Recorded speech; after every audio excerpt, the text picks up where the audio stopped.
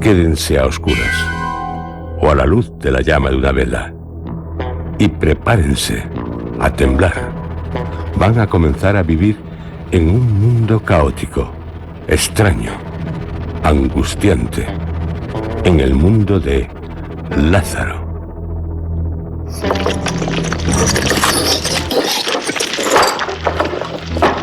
Lázaro había muerto, pero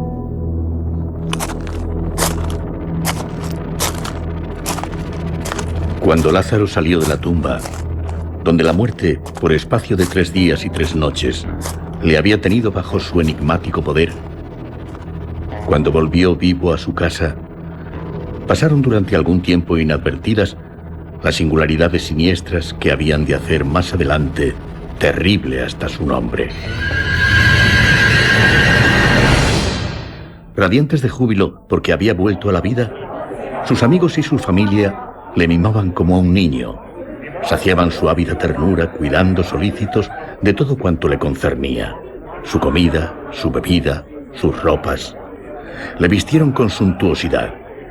Un traje color de esperanza y de risa le envolvió como a un novio, y cuando se sentó de nuevo a la mesa en medio de los convidados, cuando bebió y comió de nuevo, los presentes lloraron de alegría e invitaron a los vecinos a ir a ver al resucitado. ¡Lázaro! ¡Lázaro! Los vecinos acudieron y se regocijaron, enternecidos también, hasta derramar lágrimas. Numerosos desconocidos llegaron de ciudades y aldeas lejanas, y su asombro y su entusiasmo ante el milagro se manifestaron en ruidosas exclamaciones. Se hubiera dicho que un enjambre de abejas zumbaba en torno a la casa de Marta y María. Lo que había de extraño en el rostro y en la actitud de Lázaro se achacaba a la grave dolencia que le había matado y a las emociones que habían sacudido su alma. El trabajo destructor de la muerte sobre los cadáveres había sido detenido por un poder maravilloso, pero no anulado, y la obra de la muerte permanecía en el rostro y en el cuerpo de Lázaro, como un dibujo inacabado en una delgada lámina de vidrio. Lázaro, el resucitado. Resucitado. En sus sienes, en torno de sus ojos y bajo sus pómulos, se extienden azuladas y terrosas manchas. Sus dedos largos también han tomado un color azulado de tierra, y sus uñas, que han crecido en la tumba, se han tornado casi rojas. Por distintos sitios, en los labios, en el cuerpo, la piel ha estallado al henchirse y se ven en ella finas grietas rojizas y brillantes, como cubiertas de mica transparente. Y además, ahora, Lázaro está grueso hasta la obesidad. Su cuerpo, hinchado en el sepulcro, se conserva con sus horribles convexidades. Sin embargo, el olor nauseabundo a muerto que impregnaba el sudario y sus miembros no había tardado en disiparse por completo. Al cabo de algún tiempo, la coloración azulada de las manos y el rostro se atenuó, pero nunca desapareció del todo. Y aunque las grietas rojizas se cerraron, sus cicatrices no se borraron nunca. No solo el aspecto de Lázaro ha cambiado, sino también su carácter.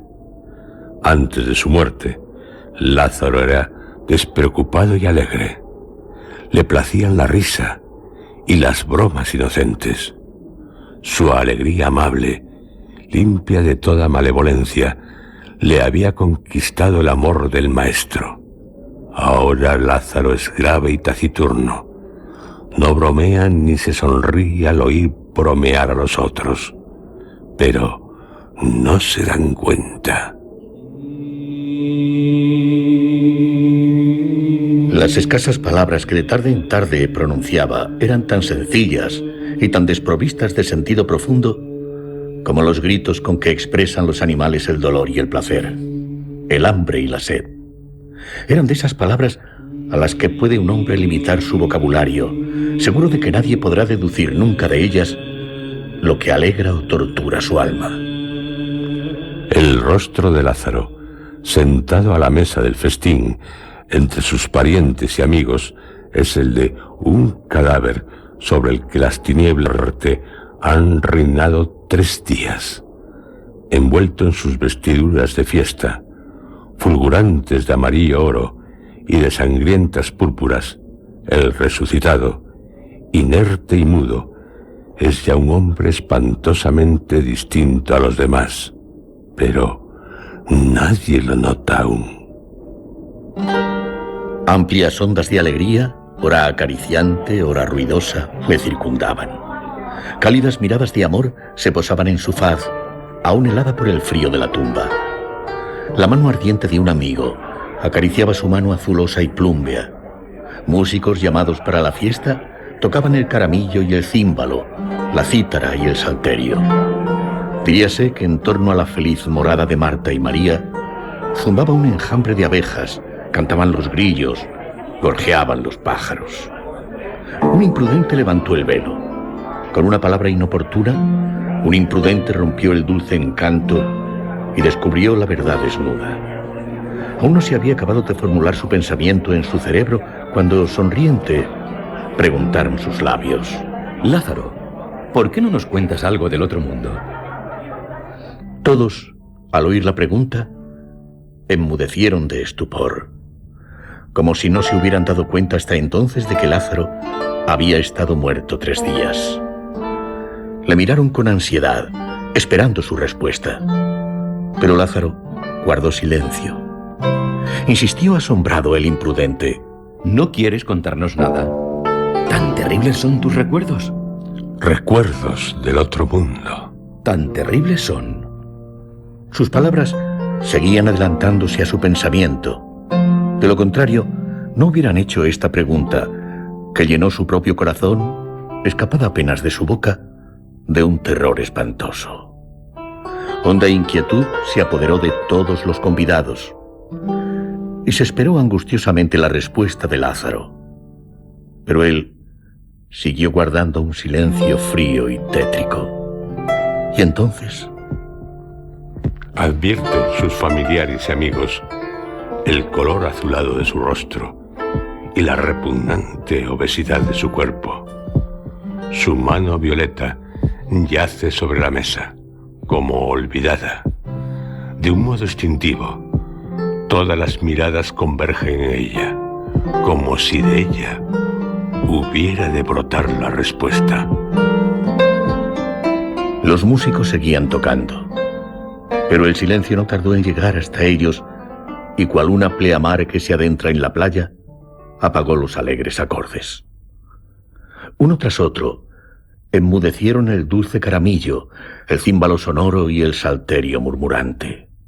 La cítara lanzó un sonido trémulo y cascado, como si se hubiera roto una cuerda o la música de improviso se hubiera muerto. No pudiendo tener a raya su parlanchina lengua, repitió el curioso: ¿No quieres contarnos nada, Lázaro? Nada. El silencio se hizo aún más profundo. La mano, hasta aquel instante inmóvil, se movió un poco. Los presentes exhalaron un suspiro de alivio y alzaron los ojos. Lázaro los mira con una mirada posada y terrible, que abarca toda la estancia.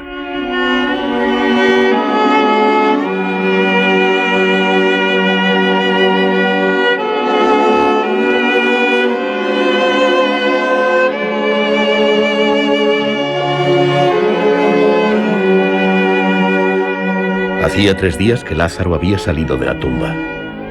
Desde aquel día, mucha gente sintió el influjo destructor de su mirada.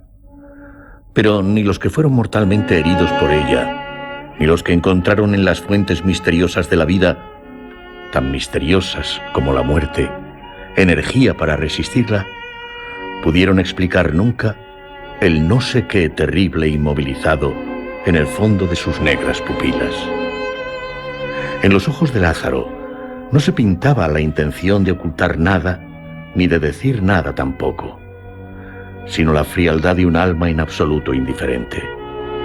Los que le conocían pasaban por su lado sin notar nada anormal, y se enteraban luego, con asombro y espanto, de que era Lázaro aquel hombre grueso y tranquilo cuyas vestiduras suntuosas les había rozado. El sol no cesaba de brillar ante la mirada de Lázaro, ni el arroyo de murmurar, ni el cielo de ser azul y puro. Pero aquel sobre quien caía aquella mirada enigmática no sentía ya la dulzura del brillo del sol, ni del murmurar del arroyo, ni de la pureza azul del cielo patrio. A veces el hombre que había visto a Lázaro empezaba a llorar a lágrima viva, a mesarse los cabellos, a pedir socorro como si se hubiera vuelto loco. Pero eso era lo menos frecuente. Casi siempre el que había visto a Lázaro empezaba a morir tranquilo y silencioso.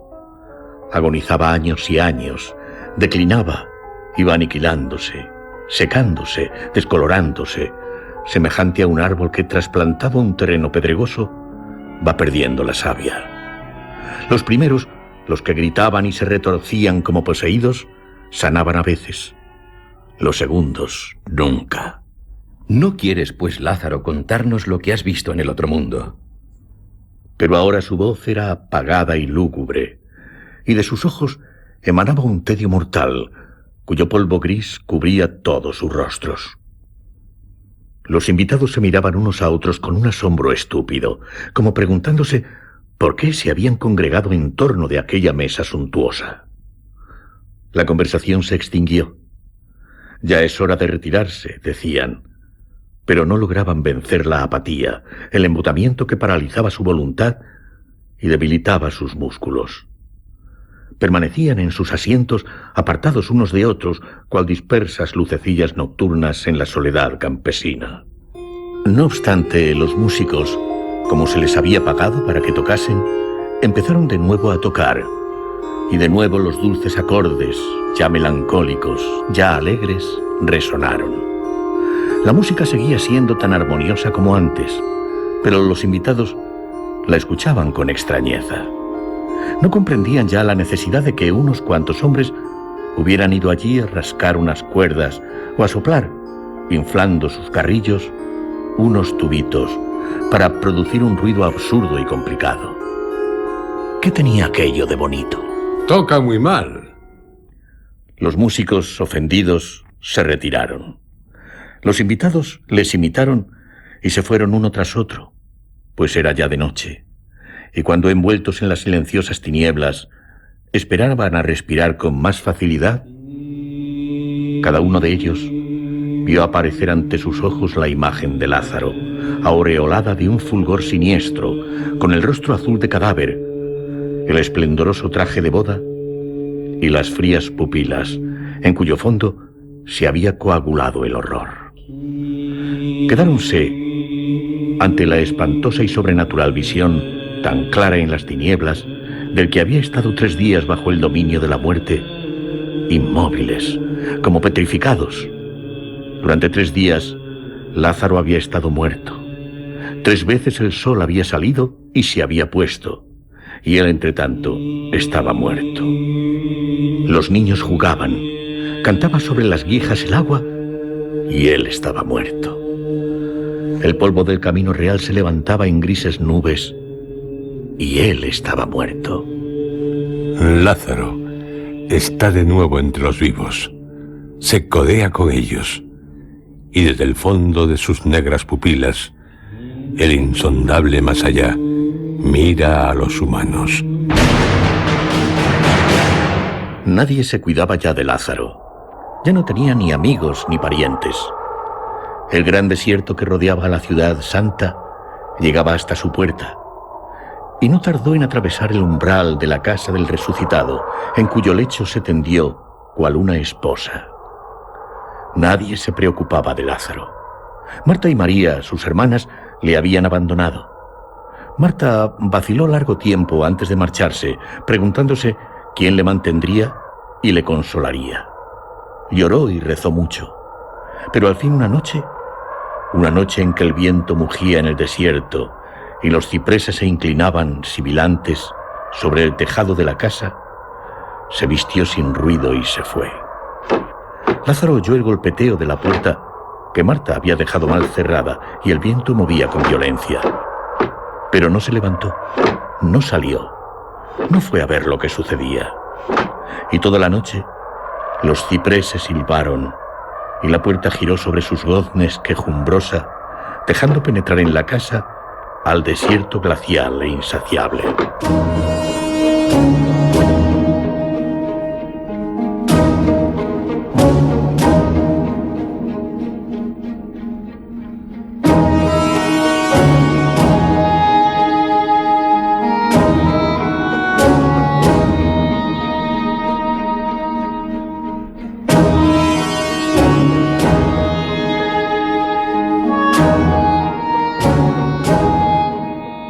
Todo el mundo huía de Lázaro como de un leproso, y como a un leproso se le hubiera colgado al cuello una campanilla, a fin de evitar todo contacto con él. Pero alguien objetó, palideciendo, que sería terrible oír de noche aquella campanilla, y sus interlocutores, palideciendo también, asintieron.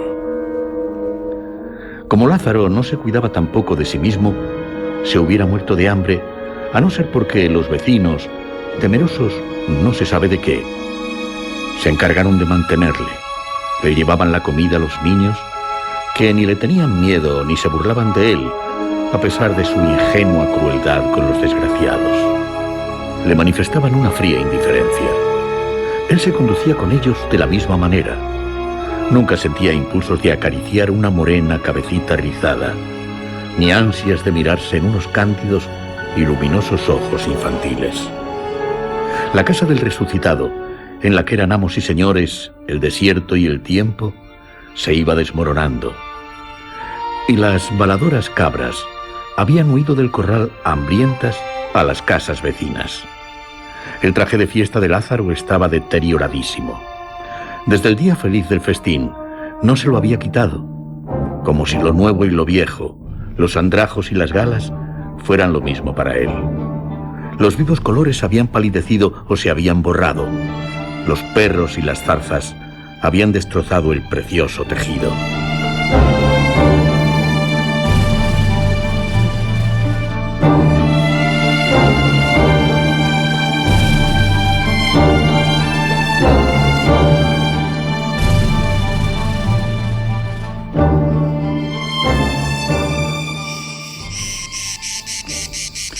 Un día, mientras reinaba el sol implacable, verdugo de todo ser viviente, y hasta los alacranes se escondían bajo las piedras y se retorcían locamente, ansiosos de picar, Lázaro permanecía sentado inmóvil, bajo los abrasadores rayos, levantadas al cielo la azulada faz, la barba inculta.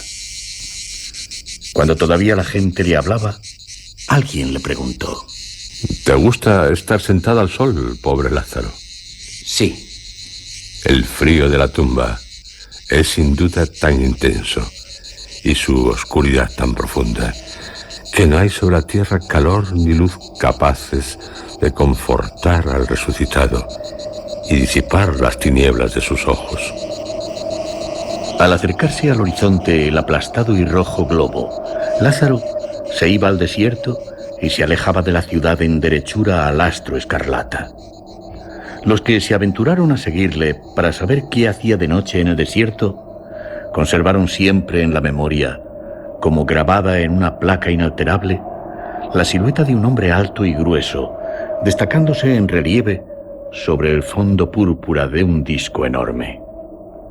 Los terrores de la noche les ahuyentaron, y los espías del resucitado no supieron nunca qué iba a hacer al desierto. Pero la negra silueta sobre el fondo rojo se incrustó para siempre en su cerebro. Como fieras cegadas por el polvo, se frotaban los ojos, pero la sensación que habían experimentado era imborrable y no debía desaparecer sino con la vida.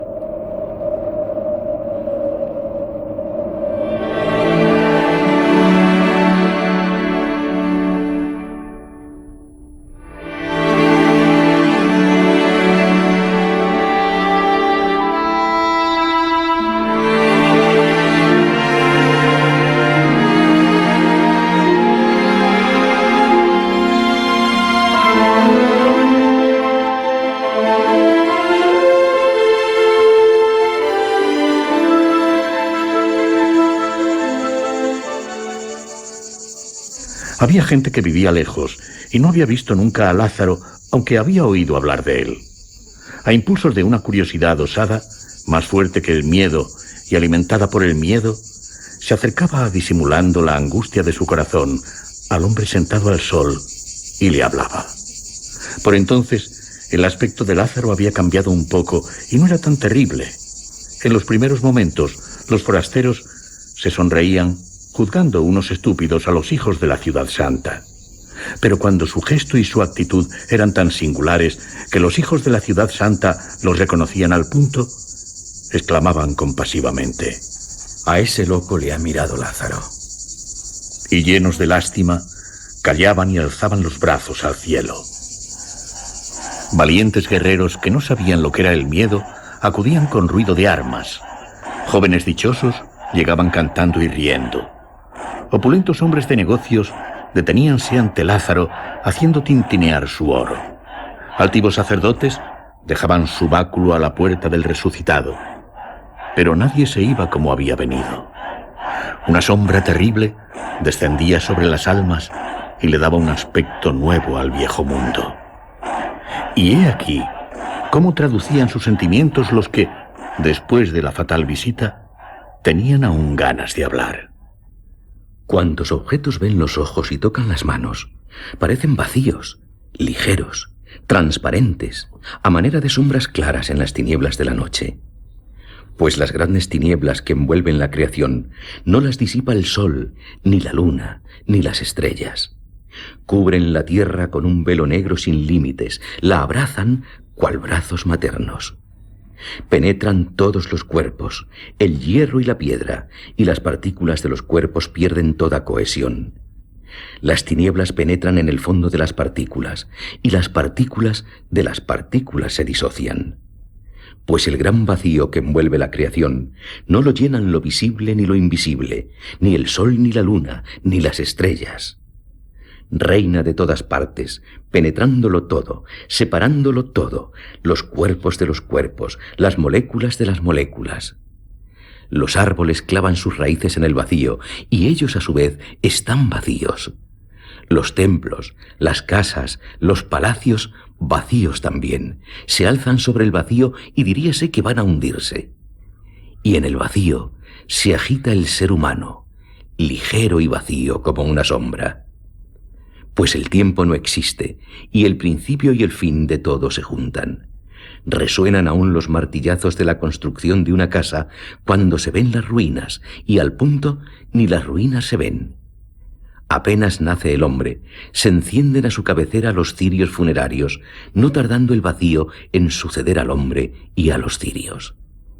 Y rodeado el vacío y tinieblas, el hombre desesperado tiembla ante el horror del infinito. Así hablaban los que aún tenían ganas de hablar. Pero los que no querían hablar y morían en silencio, hubieran podido, sin duda, decir mucho más.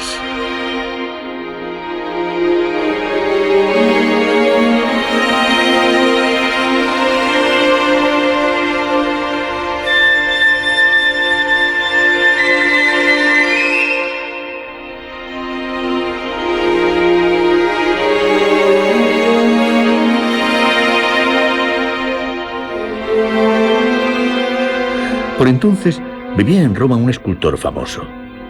Con la arcilla, el mármol y el bronce, creaba cuerpos de dioses y de hombres, cuya belleza era tal que la gente la calificaba de inmortal. Pero él no estaba satisfecho y aseguraba que había algo infinitamente más bello que no podía fijar en el mármol ni en el bronce. No he cogido aún la luz de la luna ni el fulgor del sol, y no hay vida en mi bronce, ni hay alma en mi mármol. Y cuando las noches de estío se paseaba por entre las negras sombras de los cipreses y la luz de la luna se reflejaba en su blanda túnica, los transeúntes le decían riéndose: ¿Has salido a coger luz de luna, Aurelio? ¿No has traído cesta? Y él, riéndose también y señalándose a los ojos, contestaba: He aquí las cestas donde me llevo la luz de la luna y la del sol. Y era verdad. En sus ojos brillaba la luna y rutilaba el sol. pero él no podía traspasar su luz al mármol ni al bronce, y ese era el dolor de su vida.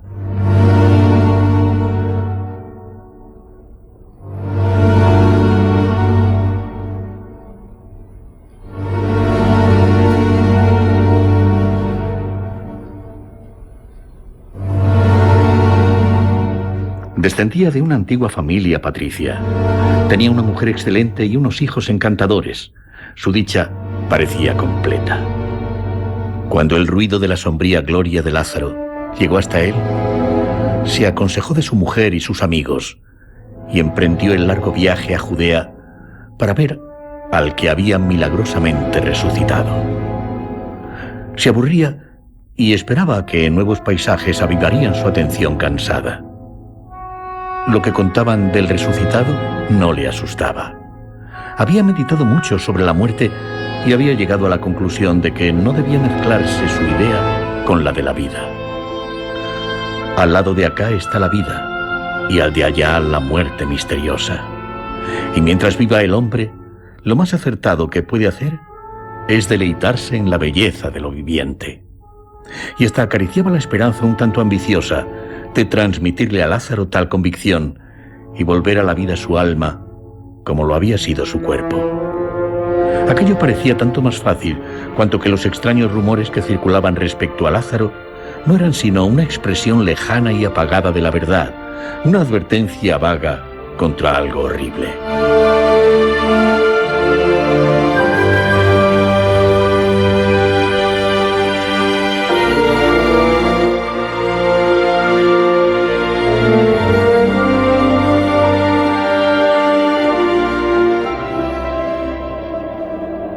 Lázaro se levantaba de su piedra para seguir al sol a través del desierto, cuando el rico romano, acompañado de un esclavo armado, se acercó a él y gritó: ¡Lázaro! Lázaro vio el bello y orgulloso rostro aureolado de gloria, las vestiduras claras y las piedras preciosas que rutilaban al sol.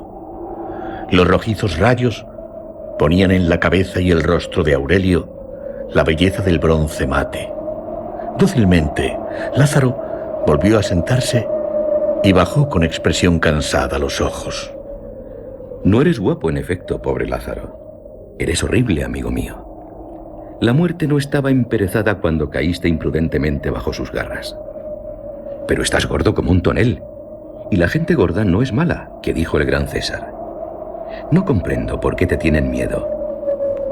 ¿Me permites pasar la noche contigo? Es ya tarde y no he buscado posada. Nadie le había hecho nunca semejante petición a Lázaro, que contestó: No tengo cama. He sido soldado y sé dormir sentado. Encenderemos fuego. No tengo leña. Entonces charlaremos como dos viejos camaradas en la oscuridad. Supongo que tendrás un poco de vino. No tengo vino. Ahora me explico por qué estás tan tétrico. ¿Por qué no amas tu segunda vida? No tienes vino. Bueno, ¿qué vamos a hacerle? Nos pasaremos sin él. Hay palabras que achispan tanto como el falerno. Aurelio despidió al esclavo con un gesto, y solos ya él y Lázaro siguió charlando. Pero diríase que a medida que el sol declinaba, la vida se retiraba de las palabras del escultor. Resonaban vacías e incoloras. Se tambaleaban como borrachos, resbalaban y caían cual entorpecidas por la angustia y la desesperación. Y negros precipicios se abrían entre ellas como lejanos precursores del gran vacío y las grandes tinieblas. Soy tu huésped y no me ofenderás, Lázaro. La hospitalidad es un deber hasta para los que han estado 3 días muertos, pues duró 3 días, según me han contado tu estancia en la tumba. Debe de hacer frío allí, y a eso se debe sin duda tu mala costumbre de privarte de fuego y vino. A mí me gusta la luz, y en esta tierra oscurece tan deprisa. La línea de tu frente y de tus cejas es muy curiosa. Produce la impresión de un palacio destruido por un terremoto y cubierto de cenizas. ¿Pero por qué llevas ese traje tan feo y tan extraño? Según he visto en esta tierra, los novios se visten así. ¿Acaso es hoy el día de tu boda? El sol se hundía en el horizonte. Una gigantesca sombra negra llegaba de oriente. Parecían oírse en la arena pisadas de enormes pies descalzos.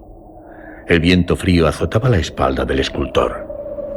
Pareces aún más grande en la oscuridad, Lázaro. Se diría que has engordado en algunos minutos. ¿Te nutres quizá de tinieblas? Me gustaría tener fuego, aunque fuera una hoguera muy pequeñita. Tengo un poco de frío. Las noches son en esta tierra demasiado frescas. Aunque no se ve, yo juraría que estás mirándome, Lázaro. Sí, estás mirándome. Lo siento.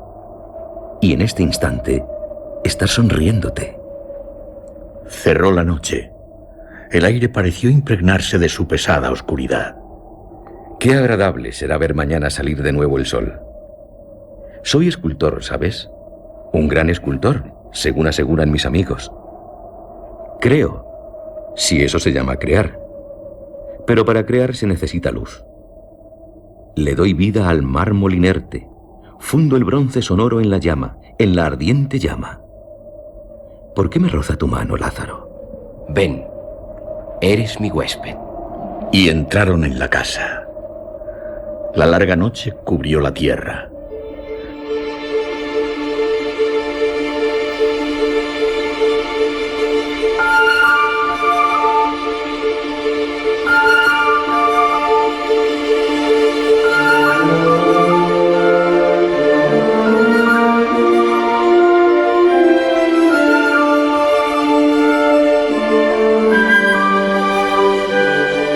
Y bastante alto el sol, el esclavo, que llevaba esperando a su amo largo rato, decidió ir en su busca.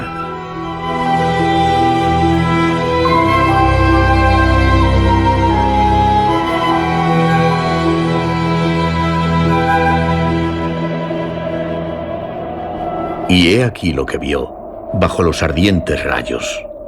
Aurelio, sentado junto a Lázaro, miraba silencioso como Lázaro al cielo. El esclavo se echó a llorar y gritó: ¿Qué te pasa, amo? El mismo día, el escultor se puso en camino de Roma. Y durante todo el viaje permaneció pensativo y mudo. Miraba atento cuanto le rodeaba: el barco, el mar, los seres humanos, como si tratase de recordar algo. Se desencadenó una violenta tempestad, y mientras duró, Aurelio no se retiró de la cubierta, desde donde contemplaba el recio batallar de las olas. A su llegada, el terrible cambio que se había operado en él asustó a su familia, pero él, para tranquilizarla, dijo en tono significativo: He resuelto el problema. Y sin quitarse el traje, lleno de manchas, que no se había cambiado en todo el viaje, se puso a trabajar. El mármol, sumiso, rechinó bajo los golpes del martillo. Aurelio trabajó largo tiempo y con furia, sin dejar entrar a nadie en su taller. Al fin, una mañana, declaró que la obra estaba terminada e hizo llamar a sus amigos, expertos y severos jueces en materia artística. Le recibió suntuosamente ataviado. En sus vestiduras fulguraban el vivo amarillo del oro y el rojo sangriento de la púrpura. He aquí lo que he creado. En el rostro de los invitados se pintó un profundo dolor. El escultor, al pronunciar frío y pensativo aquellas palabras, había señalado con la mano y los ojos a un mármol monstruoso, en cuyas formas no había nada familiar a la vista, y sin embargo había arte, un arte nuevo, desconocido aún. Sobre una delgada rama, caricaturescamente retorcida, yacían unos despojos informes y dispersos, extraños, inquietantes.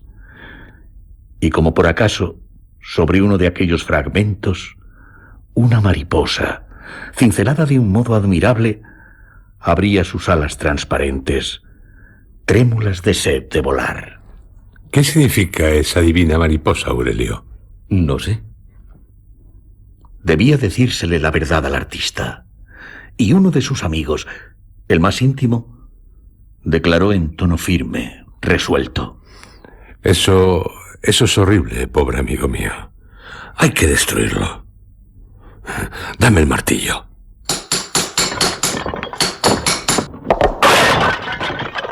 E hizo añicos la monstruosa obra, dejando solo intacta a la mariposa.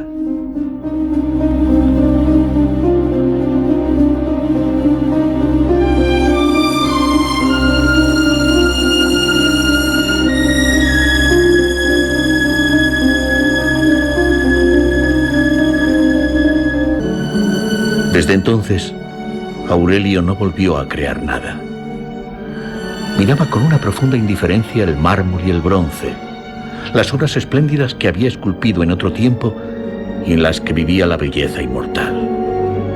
Tratando de despertar su alma embotada, de reanimar en él el antiguo amor al trabajo, sus amigos le llevaban a ver las obras de otros artistas, pero él permanecía indiferente a todo, y la sonrisa no se dibujaba nunca en sus labios.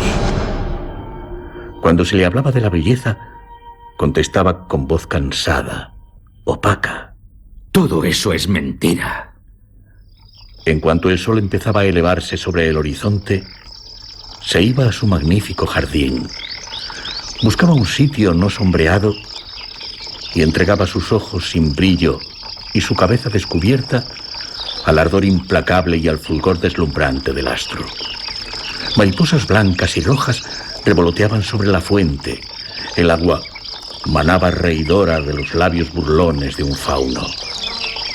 Aurelio, sentado e inmóvil, era como un pálido reflejo de aquel que, a la entrada del desierto, estaba también sentado, inmóvil, bajo el fuego del sol.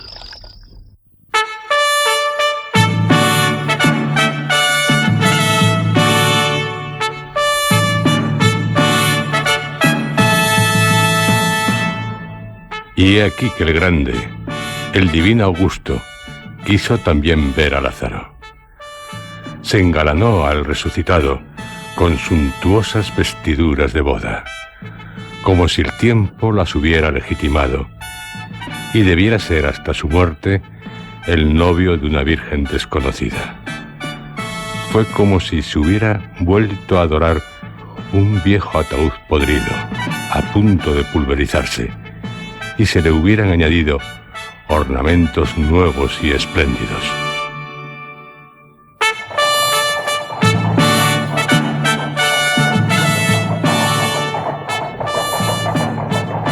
La conducción de Lázaro a Roma fue solemne. La caravana parecía, en verdad, un cortejo nupcial. Todos llevaban claras y bellas túnicas, y sonaban delante las trompetas de los heraldos, para abrirles paso a los enviados del emperador. Pero los caminos estaban desiertos. En el país natal del resucitado por milagro, se maldecía su nombre odiado, y las gentes huían al solo anuncio de su terrible acercamiento. Las trompetas de cobre sonaban en el vacío, y solo el desierto contestaba con su eco prolongado.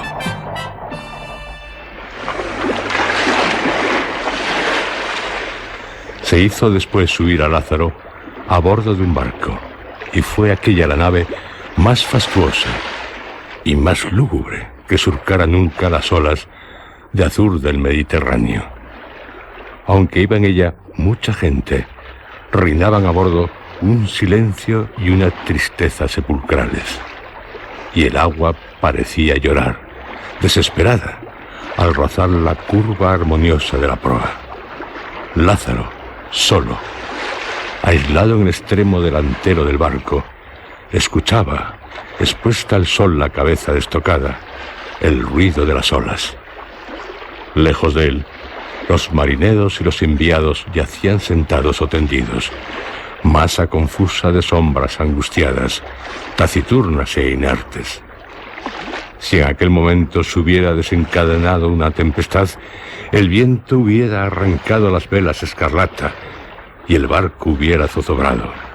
Ninguno de ellos hubiera tenido valor ni voluntad para luchar contra los elementos.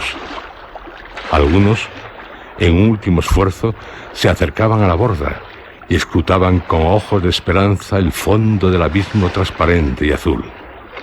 ¿Acaso una náyade asomara su hombro sonrosado?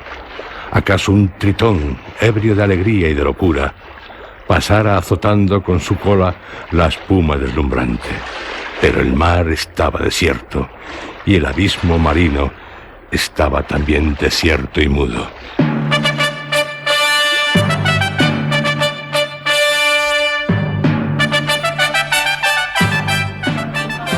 Lázaro pisó indiferente el suelo de la ciudad eterna. Diríase que para él toda la grandeza de los monumentos alzados por gigantes, todo el esplendor, toda la belleza, toda la armonía de una civilización refinada, no eran sino el eco del viento en el desierto, el reflejo de las arenas abrasadoras. Desfilaban rápido los carros, pululaba la multitud. Hombres hermosos y robustos llevaban pintado en el rostro el orgullo de haber contribuido a la magnificencia de la ciudad eterna y de participar de su vida. Sonaban canciones, los borrachos filosofaban y los transeúntes sobrios les escuchaban sonriendo. Los cascos de los caballos martilleaban las losas. En medio de esta risueña batahola, el hombre obeso y plumbio atravesaba la ciudad, semejante a una mancha fría de silencio, y sembraba a su paso el fastidio, la cólera y una angustia vaga y corrosiva. ¿Quién se atreve a estar triste en Roma?, protestaban los transeúntes frunciendo el entrecejo. 2 días después, toda la ciudad estaba al tanto de la historia del resucitado y se evitaba medrosamente su encuentro.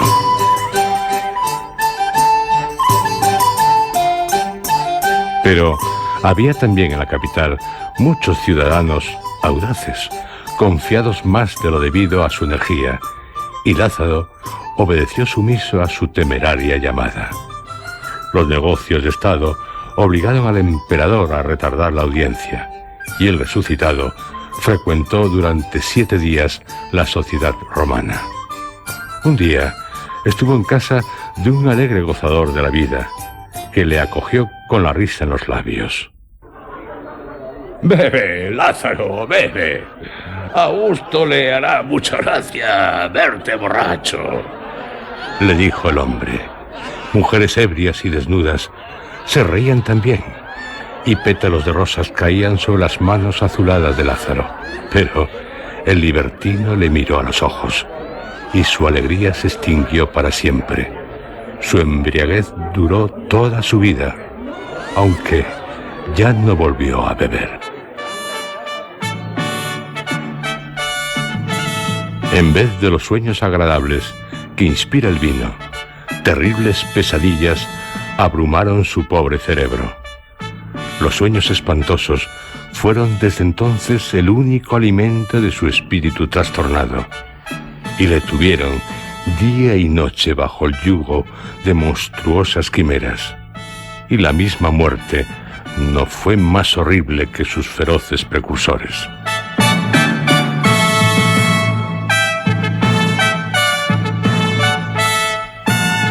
Estuvo también Lázaro en casa de un joven y una joven que se amaban y eran felicísimos. Lleno de dulce compasión, el joven, rodeando con su fuerte y orgulloso brazo el talle de su amada, le dijo a su visitante: «Míranos, Lázaro, y regocíjate con nosotros. Hay algo más poderoso que el amor». Lázaro los miró, y siguieron amándose, pero su amor se tornó triste y sombrío, como los cipreses de los cementerios, cuyas raíces se nutren de la podredumbre de las tumbas y cuyas copas negras buscan en vano el cielo en la paz del atardecer. Lanzados el uno en los brazos del otro por la ignota fuerza de la vida, mezclaban las lágrimas con los besos, el placer con el dolor, y se sentían doblemente esclavos, esclavos sumisos de la vida despótica, esclavos inermes de la nada amenazadora y silenciosa, siempre unidos, siempre separados, brillaban como dos estrellas para apagarse en la oscuridad de la noche.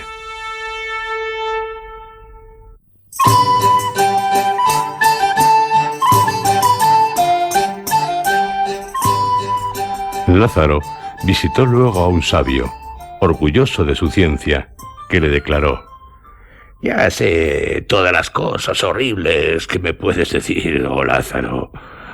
¿Con qué cosa que yo no sepa puedes asustarme?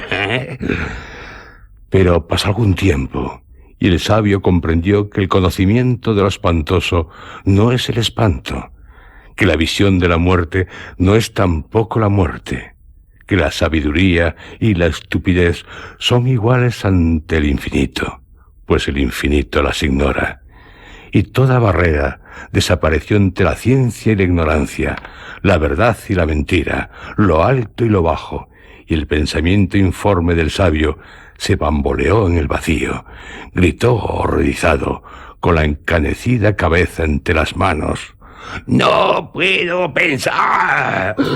¡No puedo pensar!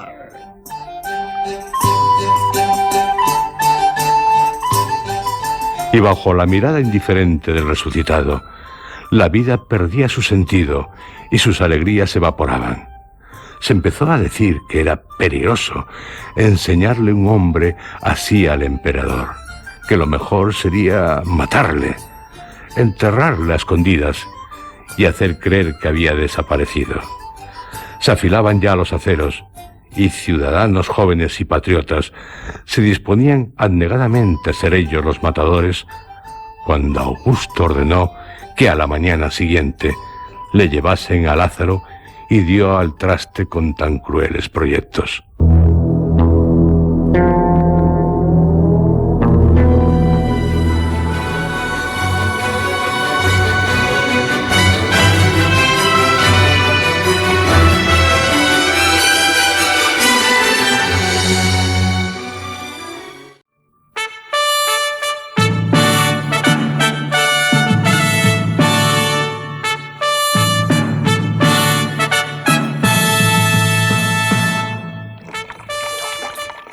Ya que no era posible deshacerse de él, se quiso al menos atenuar la deprimente impresión que producía su rostro. A ese fin se recurrió a los servicios de hábiles peluqueros que invirtieron toda la noche en la tarea. Le cortaron la barba y se la rizaron. El tinte azulado de la cara, así como el de las manos, lo ocultaron bajo una capa de pintura blanca y roja. Los surcos dolorosos que afeaban la vieja faz se disimularon con afeites, y en la falsa tersura de las sienes y las mejillas se dibujaron con un fino pincel arruguitas de vejez jovial y bonachona. Lázaro se sometió a todo indiferente, y cuando se dirigió al palacio del emperador, tenía el aspecto de un hermoso anciano, de un abuelo plácido y patriarcal. Diríase que aún conservaba en los labios la sonrisa con que en otro tiempo contaba chascarrillos. El rabillo del ojo se le prolongaba en un ligero frunce de indulgente ironía. Pero las vestiduras de boda no se habían atrevido a quitárselas, y no se habían podido transformar sus pupilas, aquellos vidrios negros y aterradores a través de los cuales el misterioso más allá miraba a los humanos. Lázaro no se deslumbró ante los esplendores del palacio imperial. Parecía no encontrar diferencia alguna entre su casa en ruinas, en cuyo umbral comenzaba el desierto, y aquel palacio de mármol magnífico y sólido.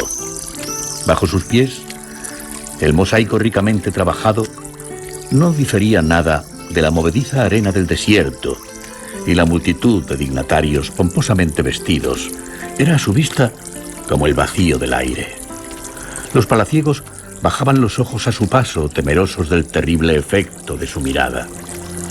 Pero cuando el ruido de sus pisadas graves y lentas se apagaba, levantaban la cabeza y miraban con una curiosidad medrosa la silueta maciza del corpulento anciano, un poco encorvado, que se alejaba en dirección a las habitaciones de Augusto. Si se hubiera tratado de la muerte en persona, El espanto de los palaciegos no hubiera sido mayor, pues hasta entonces solo los muertos habían conocido la muerte y los vivos solo habían conocido la vida. Y no había habido puente entre los vivos y los muertos. Pero aquel ser extraordinario conocía la muerte y su ciencia maldita era misteriosa y terrible. Va a matar a nuestro divino Augusto, pensaban asustados, y le lanzaban vanas maldiciones al resucitado que avanzaba impasible hacia el corazón del palacio. El César sabía quién era Lázaro y se disponía a la entrevista. Alma viril, tenía conciencia de su energía enorme, invencible, y había rehusado toda compañía en su duelo fatídico con el resucitado por milagro. Lo recibió a solas. No me mires, Lázaro. He oído decir que como Medusa conviertes en piedra a cuantos miras. Yo quiero contemplarte y hablar contigo un poco antes de ser petrificado. Había en su acento una imperial jovialidad no exenta de temor. Se acercó a Lázaro y contempló en silencio su rostro y su extraño traje nupcial. A pesar de su vista penetrante, los afeites y los artificios peluqueriles le engañaron. Tu aspecto no es nada terrible, respetable anciano. Cuanto más lo horrible ofrece un aspecto agradable y digno, tanto más temible resulta para el pueblo. Hablemos un poco. Augusto se sentó y, preguntando con los ojos tanto como con la palabra, inquirió. ¿Por qué no me has saludado al entrar? No sabía que debía hacerlo. ¿Eres cristiano? No. Lo celebro. No me son simpáticos los cristianos. Sacuden el árbol de la vida sin dejarle cubrirse de frutos y mustian sus flores fragantes. ¿Qué eres, pues? Yo era un muerto. Ya lo sé. ¿Pero qué eres ahora? Lázaro repitió tras unos instantes de silencio, con voz sombría y helada. Yo era un muerto. Oye, desconocido. El emperador, escanciando sus palabras, expresó severos el gesto y el acento, las ideas que el siniestro prestigio del resucitado habían despertado en su cerebro. Mi imperio es un imperio de vivos. Mi pueblo es un pueblo de vivos, no de muertos. Y tú estás aquí de más. No sé lo que eres. No sé lo que has visto en el otro mundo. Pero si mientes, odio tu mentira. Y si dices la verdad, odio tu verdad. Siento en mi pecho la palpitación de la vida. Siento en mis manos el vigor. Mis orgullosos pensamientos recorren como águilas el espacio. Bajo la protección de mi poder, de mi autoridad, al abrigo de mis leyes, la gente vive, trabaja, canta y ríe. No oyes la maravillosa armonía de la vida. No oyes los clamores guerreros que los hombres lanzan, encarados con el porvenir desafiándolo.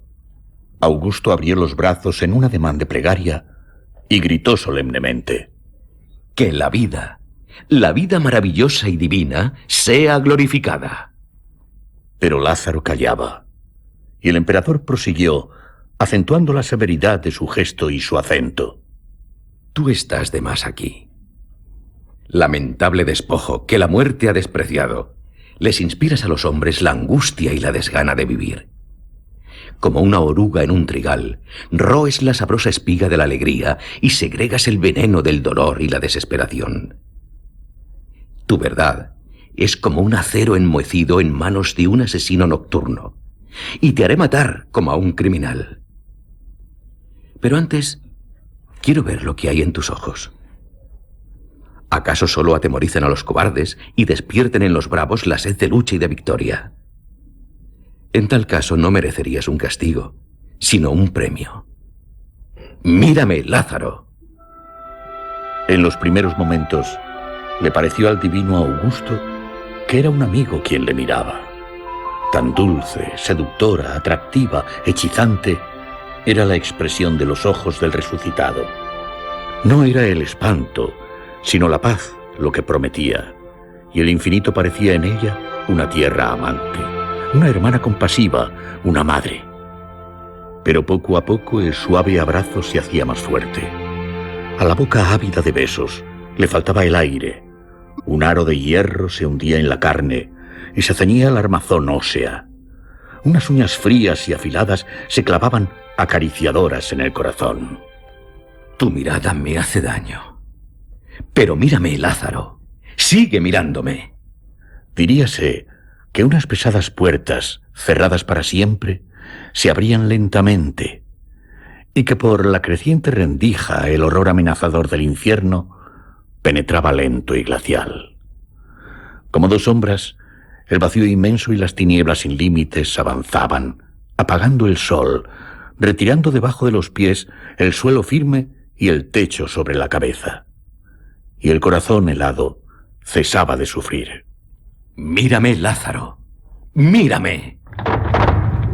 El tiempo se detuvo, y el principio y el fin de todas las cosas se acercaron terriblemente. A los ojos del emperador, su trono, apenas alzado, se derrumbaba y le reemplazaba el vacío. Roma se desmoronaba sin ruido. Una nueva ciudad se alzaba sobre sus ruinas y el vacío absorbía al punto la nueva ciudad, cual enormes fantasmas, urbes, estados y países se disipaban rápidos y desaparecían en el vacío, como si el seno oscuro del infinito, impasible e insaciable, se los tragara. ¡Basta!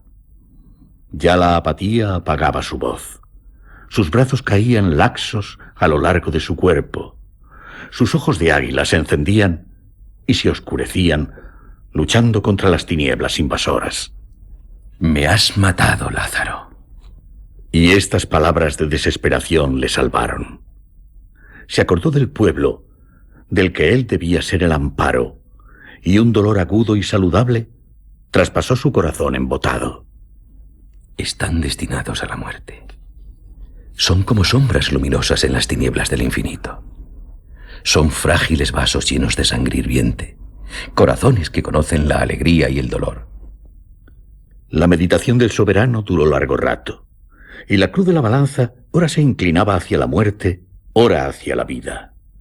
Por fin Augusto logró sacudir el anonadamiento que le impedía hallar en los dolores y las alegrías de la existencia una fuente de energía defensiva contra el horror del infinito y las tinieblas de la nada. No, no me has matado, Lázaro.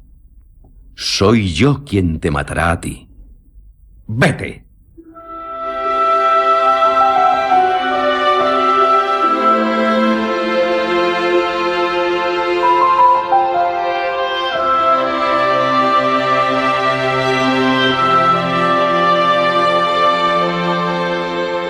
Aquel día, el divino Augusto saboreó los manjares y las bebidas con un placer insólito. Pero a veces su mano levantada se detenía en el aire y el fulgor de sus ojos de águila se apagaba. La helada sombra del horror había cruzado ante ellos. Vencido, pero no aniquilado, el espanto esperaba severo su hora. Mientras vivió el emperador, permaneció a su cabecera. Señor de sus noches, no osaba disputarle sus días a las alegrías y los dolores de la vida.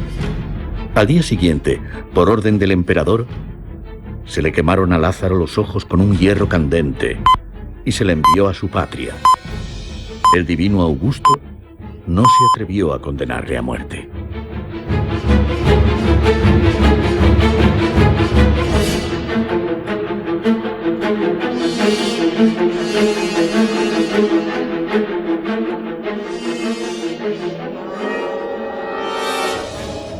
Lázaro tornó al desierto, y el desierto lo acogió con el silbo del viento y el calor abrasador del sol.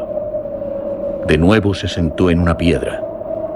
De nuevo levantó la azulada faz, la barba inculta, y los dos agujeros negros, terribles, en que el hierro candente había trocado sus ojos, miraron al cielo. A lo lejos, la ciudad santa se agitaba, ruidosa, pero en torno de Lázaro, todo estaba solitario y mudo. Nadie se acercaba al lugar donde el resucitado por milagro acababa sus días. Los vecinos habían abandonado hacía mucho tiempo sus casas. La ciencia maldita que Lázaro había adquirido en la tumba había sido hundida por el hierro candente en las profundidades del cráneo, desde donde, como emboscada, clavaba en el corazón de los hombres miles de miradas invisibles. De suerte que ya nadie osaba contemplar a Lázaro. Por la tarde, a la hora en que el sol crecía y se empurpuraba cercano al horizonte, Lázaro, ciego, echaba a andar despacioso en su seguimiento. Obeso y débil, se levantaba trabajosamente cuando se caía al tropezar con una piedra y seguía andando, andando. Sobre el fondo escarlata del crepúsculo, sus brazos semejaban los de una gigantesca cruz negra.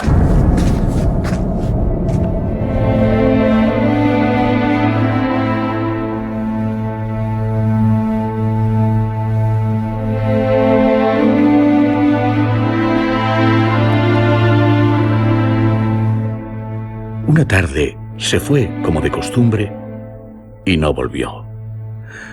Así acabó, a lo que parece, la segunda vida de Lázaro, que había pasado 3 días bajo el misterioso poder de la muerte y había resucitado por milagro.